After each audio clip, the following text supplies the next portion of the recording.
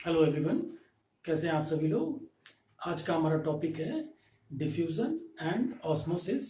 Diffusion मतलब विसरण और ऑस्मोसिस मतलब परासरण। प्रीवियस वीडियो में जब सेल स्ट्रक्चर में हम लोग सेल मेम्ब्रेन की चर्चा कर रहे थे, उसके फंक्शन में, उसके कार्य में हमने बताया था कि कैसे सेल मेम्ब्रेन एक्सटर्नल एटमॉस्फेयर से या एनवायरनमेंट से या बाहर की चीज़ों को, खासकर मॉलिक्यूल्स, आयंस, वाटर को या गैसेस को सेल के अंदर और सेल के अंदर जो अपशिष्ट पदार्थ हैं, वेस्ट मटेरियल हैं, टॉक्सिक सब्सटेंसेज हैं, उसको बाहर की ओर उसको ट्रांसफर करता है, उसका ट्रांसपोर्ट होता है। तो ये सेल के ट्रांसपोर्ट करने के दो तरीके हैं मूल रूप से देखा जाए तो। एक तरीका होता है, इसको हम लोग कहते हैं पैसिव ट्रांसपोर्टेशन, मतलब कि निष्क्रिय यातायात करना आपका। और दूसरा जो होता है वो एक्टिव, मतलब कि सक्रिय परिवहन।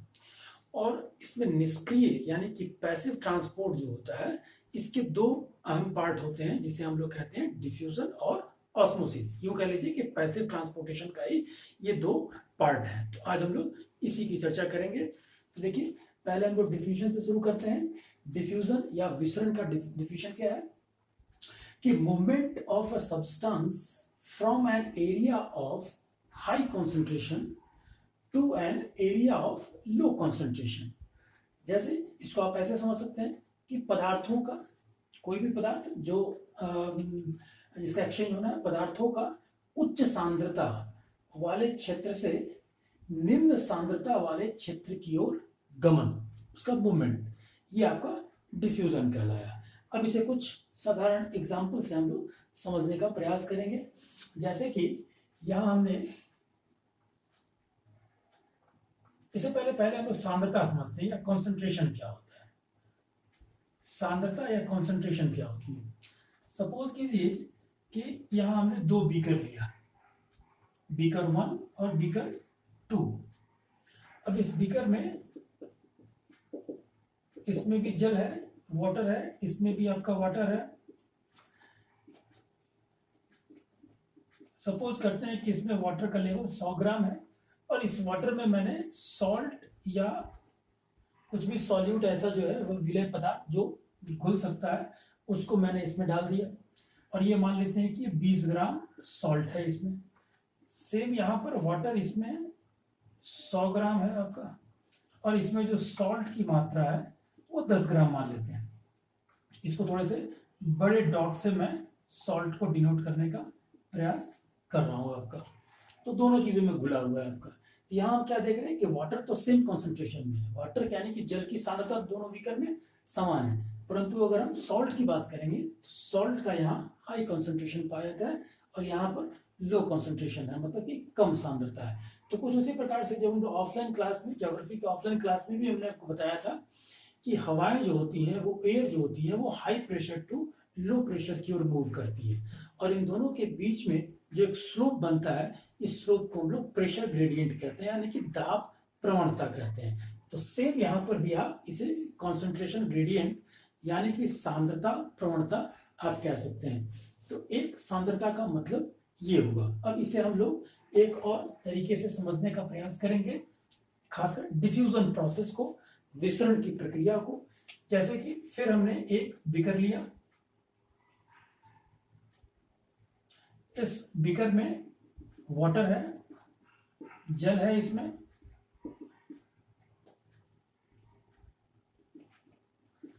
हम क्या करते हैं कि कुछ ऐसे सॉल्यूट को डालते हैं जो घुल सकता है, सॉल्यूट या विलेय को डालते हैं, मान लेते हैं फिर से सॉल्ट को ही। अब इसमें हमने सॉल्ट को डाला, वो कुछ भी मात्रा हो सकती है। अब ये सॉल्ट जो हमने डाला, ये जाकर आपके बॉटम लाइन पर शुरुआती में, स्टार्टिंग में वो यहां पर जमा हो गया आपका। तो जमा हो गया, तो जमा हो जाने से क्या देख रहे हैं कि सॉल्ट का कॉन्सेंट्रेशन इस जगह के सॉल्यूशन में ज्यादा है। अब ये धीरे धीरे क्या होगा, ये घुलना शुरू होगा आपका, और घुलते घुलते क्या होगा, ये सॉल्ट जो घुलने के बाद ये पूरे वाटर में उस समय तक घुलेगा जब तक कि इसका समान प्रेसिपिटेशन में वो पूरी तरीके से घुल ना जाए आपका। तो ये हम देखिए, इसका मतलब क्या हो गया, ये हाई कॉन्सेंट्रेशन से लो कॉन्सेंट्रेशन की ओर सॉल्ट का मूवमेंट हुआ। उस समय तक ये मूवमेंट हुआ जब तक ये सभी जगह एक समान प्रकार से सॉल्ट का कॉन्सेंट्रेशन नहीं हो जाता है। तो विसरण की प्रक्रिया यही होती है। और अब आते हैं, इसको हम लोग सेल में समझने का प्रयास करते हैं। कोशिका में, तो कोशिका में जो गैसों का आदान प्रदान कहां से कहां, सेल के अंदर, सेल के बाहर के वातावरण से, जब या फिर अंदर से बाहर की ओर, ये जो गैसों का आदान प्रदान होता है वो विसरण प्रक्रिया से होता है। जैसे कि एग्जांपल से देखते हैं कि CO2, मान लेते हैं कि सेल के अंदर जो CO2 की मात्रा या कार्बन डाइऑक्साइड की मात्रा है या उसकी जो सांद्रता है, वो अगर बाहर के यानी कि बाहरी वातावरण के में उपस्थित CO2 की मात्रा की तुलना में अगर अंदर अधिक हो जाए इनकी सांद्रता, तब ऐसी स्थिति में क्या होगा, ये CO2 की मात्रा विसरण या डिफ्यूजन प्रोसेस के माध्यम से ये बाहर की ओर इसका मूवमेंट हो जाएगा। एज इट इज, अगर बाहर O2 यानी कि ऑक्सीजन की मात्रा ज्यादा हो जाए सेल के अंदर की तुलना में, तो मतलब कि बाहर O2 जो है, बाहर में जो उपस्थित O2 है वो अंदर की ओर, सेल की अंदर की ओर वो ये उसका मूवमेंट हो जाएगा। तो मतलब कि आप क्या देख रहे हैं कि जहां पर हाई कॉन्सेंट्रेशन है वहां से लो कॉन्सेंट्रेशन की ओर, मतलब कि जहां उच्च सांद्रता है वहां से निम्न सांद्रता की ओर इन गैसों का मूवमेंट हो रहा है। This is called diffusion process, या इसे आप विसरण की प्रक्रिया कह सकते हैं। तो सेल में गैसों का आदान प्रदान इस प्रकार से होता है। दूसरा हम लोग देखेंगे ऑस्मोसिस, यानी कि परासरण। तो इसमें हम लोग फिर से इसके एग्जांपल से समझने का प्रयास करते हैं और फर्स्ट ऑफ ऑल इसके डेफिनेशन को देख लेते हैं कि स्पेशल टाइप ऑफ डिफ्यूजन, मतलब कि ऑस्मोसिस की प्रक्रिया भी एक प्रकार की विसरण की प्रक्रिया है और थोड़ी विशिष्ट प्रक्रिया है। क्या है वो, in which water molecule move from और region of high concentration of water to low concentration of water through semi permeable membrane. मतलब कि ये एक ऐसी विसरण की प्रक्रिया है जिसमें जल के अणु, ध्यान रखना है कि ऑस्मोसिस प्रोसेस में एक्सचेंज केवल वाटर मॉलिक्यूल्स होते हैं, न कि मिनरल्स, न कि सॉल्ट। इस बात को आपको ध्यान रखना है।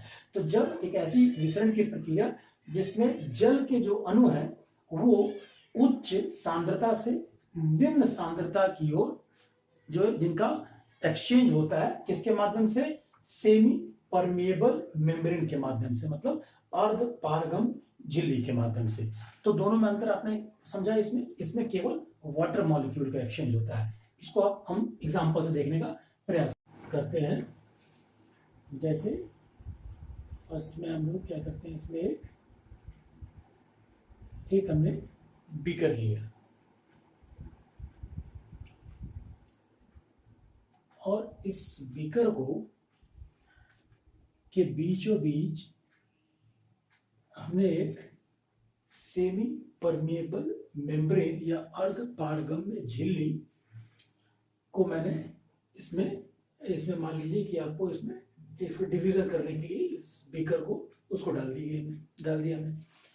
अब इस तरफ क्या है, इधर भी वाटर एंड साल्ट का सॉल्यूशन, इस तरफ भी वाटर और साल्ट का सॉल्यूशन। ये वाटर रहा, कुछ डॉटेड जो मैं बना रहा हूं वो सॉल्ट हो गया आपका।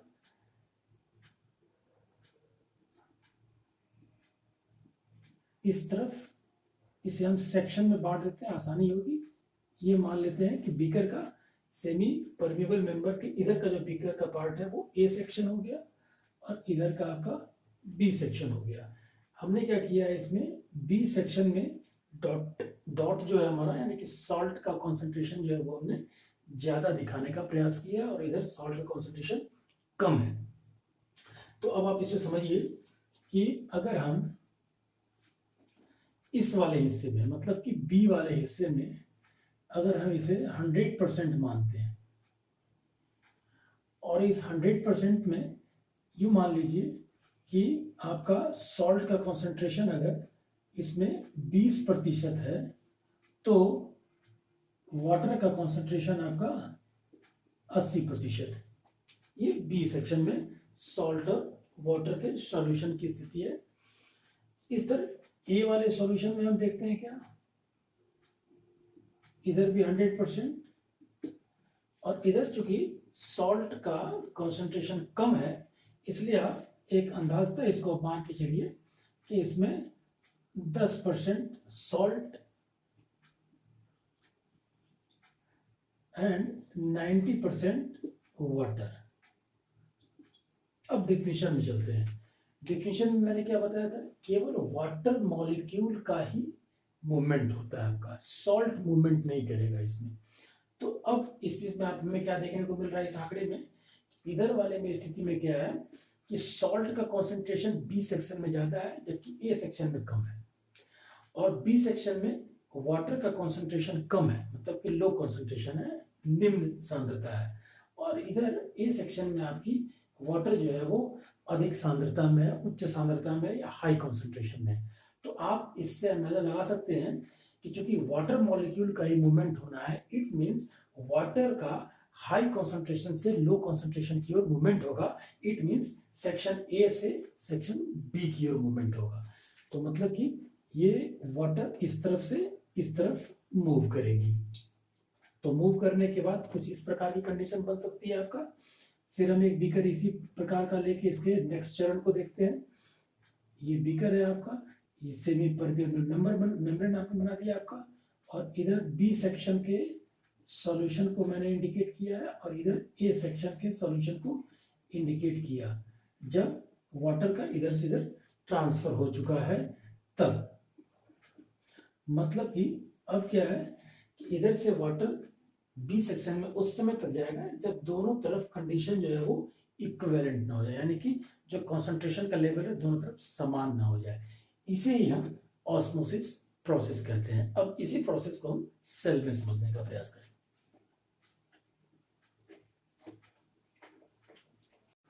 तो सेल के अंतर्गत ऑस्मोसिस की 3 प्रकार की कंडीशंस बन सकती है। जैसे नंबर 1 कंडीशन की बात करेंगे तो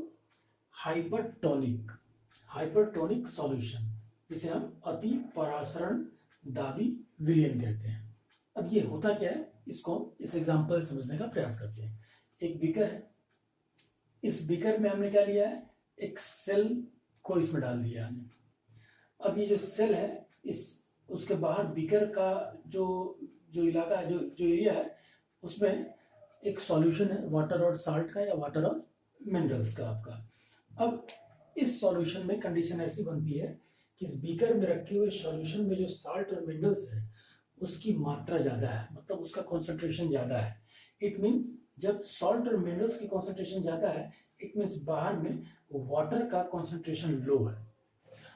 और सेल के अंतर्गत अब ऐसी स्थिति में क्या होगा कि सेल से जल जो है वो बाहर की ओर ऑस्मोसिस होगी, बाहर की ओर निकलेगी, ताकि बाहर के कॉन्सेंट्रेशन को आंतरिक कॉन्सेंट्रेशन से लगभग इक्वल किया जाए आपका। ये प्रोसेस जिसमें सेल से बाहर की ओर जल का परासरण होता है, निकलना होता है, तो वो प्रोसेस आपका कहलाता है अति परासरण दाबी विलयन। एक्स्ट्रा तो निकल रहा है, और इसी को हम लोग कहते हैं एक्सो ऑस्मोसिस, मतलब इसे हिंदी में अगर हम लोग कहें तो बहिर्परासरण, जो हमने लिखा है गोइंग आउटसाइड द सेल। अब स्वाभाविक है कि सेल के बाहर ये वाटर निकलेगी तो सेल में एक श्रिंक वाली स्थिति बनेगी, उसमें सिकुड़न बन जाएगा आपका। इसे कुछ एग्जाम्पल से आप समझ सकते हैं, जैसे कि जैसे हम सभी घरों में या फिर सलाद खाते हैं, सैलेड्स जो आप खाते हैं, उसमें क्या होता है कि उस सैलेड्स में हम लोग नमक डालते हैं। तो नमक जैसे ही डालते हैं वो सैलेड्स जो है वो उसमें से पानी बाहर की ओर निकलना शुरू कर देता है, क्योंकि वो वाटर इसलिए निकलता है कि बाहर की स्थिति को वो कॉन्सेंट्रेशन को वो लेबल करना शुरू करे, और कुछ देर के बाद क्या हो जाएगा, वो जो सलाड्स है वो सिकुड़ सी आपकी जाती है आपका। इसमें एक और एग्जांपल्स आप ले सकते हैं, जैसे कि जब गले में आपकी सूजन हो जाती है, स्वेलिंग हो जाता है, तो स्वेलिंग इसलिए होती है क्योंकि उसमें वाटर मॉलिक्यूल जो है वो बढ़ जाते हैं उससे और वो फूल सी जाती है। तब आप क्या करते हैं, गर्म पानी में नमक डालकर गार्गिल करते हैं आप, और जब ये गार्गिल करते हैं तो वहाँ पर सॉल्ट कंसंट्रेशन की मात्रा बढ़ती है, और फिर वो वाटर जो है वो बाहर की ओर रिलीज होता है इसको मैनेज करने के लिए, और जैसे वाटर वहाँ से बाहर निकलता है आपकी स्वेलिंग कम हो जाती है आपका। इसके अलावा और एग्जाम्पल्स में देखेंगे तो आप, जैसे हम लोग केचुआ अर्थवर्म है या स्नेल घोंगा, अगर उस पर नमक आपने डाल दिया तो नमक डालने से क्या होता है कि उसके अंदर की जो जो लिक्विड मटेरियल है वो बाहर की ओर आने लगती है और उसकी डेथ हो जाती है। तो ये कुछ एग्जांपल्स हैं जो आप हाइपरटोनिक सॉल्यूशन के अंतर्गत आप इसे समझ सकते हैं। दूसरा जो कंडीशन बन सकती है उसे कहते हैं हम लोग आइसोटोनिक सॉल्यूशन, मतलब समपरासन विलयन।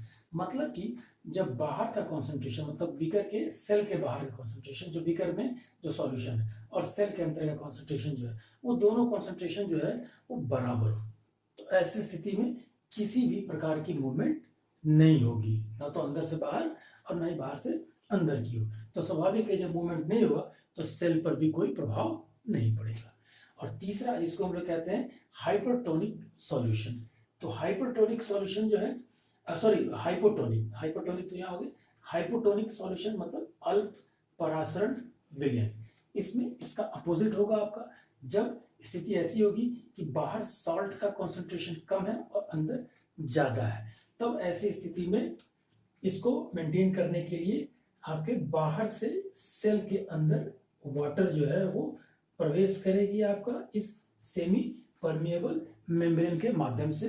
तो इस प्रोसेस को हम लोग कहते हैं इंडो ऑस्मोसिस प्रोसेस। इसमें going inside the cell, water का सेल के अंदर की ओर प्रवेश होता है, और जब सेल के अंदर जब वाटर जाएगी तो सेल में इनलार्जमेंट होता है, वो एक्सपेंशन होता है, उसका थोड़ा फैलाव होता है, यानी कि फूलने लगता है आपका। इसके कुछ एग्जांपल्स आप लेंगे, जैसे कि आप सभी लोग पढ़े हैं कि रूट, यानी कि ट्रीज या प्लांट की रूट जो है, वो जड़ जो है, वो इसी ऑस्मोसिस माध्यम से क्या करती है, अपने वाटर को सोक करती है आपका। इसी ढंग से एक एग्जांपल दें आप, तो जब आप बहुत ज्यादा सॉल्टी भोजन करते हैं आप, तो आपको बहुत ज्यादा प्यास लगती है, क्योंकि आपका इनर पोर्शन में आपकी सॉल्ट की मात्रा बढ़ जाती है आपकी। तब आप पानी पीते हैं, तो पानी पीने के बाद आप उस चीज को कॉन्सेंट्रेशन को लेवल करने का प्रयास करते हैं आपका। तो ये कुछ एग्जांपल्स हैं आपके जो हाइपोटोनिक सॉल्यूशन के अंतर्गत आप शामिल कर सकते हैं इसमें। इसके अलावा भी बहुत सारे प्रोसेस हैं ऑस्मोसिस के, आपके जो आप डेली लाइफ में आप सुनते भी हैं, जैसे कि जो डायलिसिस प्रोसेस होता है, जिसमें किडनी से जो वेस्ट मटेरियल है वो बाहर की ओर निकाली जाती है डायलिसिस प्रोसेस में, तो ये भी एक ऑस्मोसिस का ही प्रोसेस है आपका। तो ये तमाम कुछ एग्जांपल्स के साथ मैंने आपको बताने का प्रयास किया। ऐसे कुछ एग्जांपल्स में आप देखेंगे इंटेस्टाइन से ब्लड की ओर जो ट्रांसफर होता है, ये भी एक एग्जांपल है आपका। तो बहरहाल यही लगभग ऑस्मोसिस प्रोसेस है, जो कि आपके लिए काफी महत्वपूर्ण है। उम्मीद है आपको ये चीज समझ में आई होगी। अच्छा, एक चीज और भी, ये मैंने आपको बताया था कि डिफ्यूजन और ऑस्मोसिस जो है वो पैसिव ट्रांसपोर्टेशन का एक एग्जाम्पल है। इसमें मॉलिक्यूल के मूवमेंट के लिए किसी भी प्रकार की एक्स्ट्रा एनर्जी की जरूरत नहीं होती है। बहुत ही इंपॉर्टेंट पॉइंट है, इसको ध्यान रखिएगा। इसमें अपने आप ये कॉन्सेंट्रेशन के लेवल के कम और ज्यादा होने के कारण ये मूवमेंट खुद से होता है, इसमें एनर्जी की, एक्स्ट्रा एनर्जी की आवश्यकता नहीं पड़ती है। इसके विपरीत एक होता है एक्टिव ट्रांसपोर्टेशन, यानी कि सक्रिय परिवहन जो सेल में, इसमें क्या होता है, इसमें जस्ट उल्टा होता है पैसिव का, मतलब कि लो कॉन्सेंट्रेशन से आपका हाई कॉन्सेंट्रेशन की ओर मॉलिक्यूल या आयन का ट्रांसफर होता है। इसे आप ऐसे समझ सकते हैं कि जब आपकी गाड़ी जो है वो एक ढलान के माध्यम से उतर रही है तो उसमें एनर्जी की आवश्यकता नहीं पड़ेगी, परंतु जब आप नीचे से ऊपर की ओर जा रहे हैं तो आपको एनर्जी की आवश्यकता पड़ेगी। इट मीन्स एक्टिव ट्रांसपोर्टेशन में, सक्रिय परिवहन में हमेशा एनर्जी की आवश्यकता होती है, और ये एनर्जी आपको एटीपी से मिलता है, जो आपके शरीर में, आपके सेल में माइटोकॉन्ड्रिया तैयार करता है आपके। और इसके भी दो प्रोसेस होते हैं आपका, एक इंडो, किसे कहते हैं हम लोग, एक को इंडोकाइटोसिस और एक एक्सोकाइटोसिस। तो इन दो प्रोसेस के माध्यम से एक्टिव ट्रांसपोर्टेशन की प्रक्रिया होती है। इसमें आप समझ सकते हैं कि हमने देखा है कि जब वाटर जो है वो रूट जो एब्जॉर्ब करता है वो हाइपोटोनिक सॉल्यूशन है, तो अगर रूट के द्वारा सॉइल से जब न्यूट्रिएंट्स ली जाती है तो वो एक एक्टिव ट्रांसपोर्ट या सक्रिय परिवहन का एग्जाम्पल है।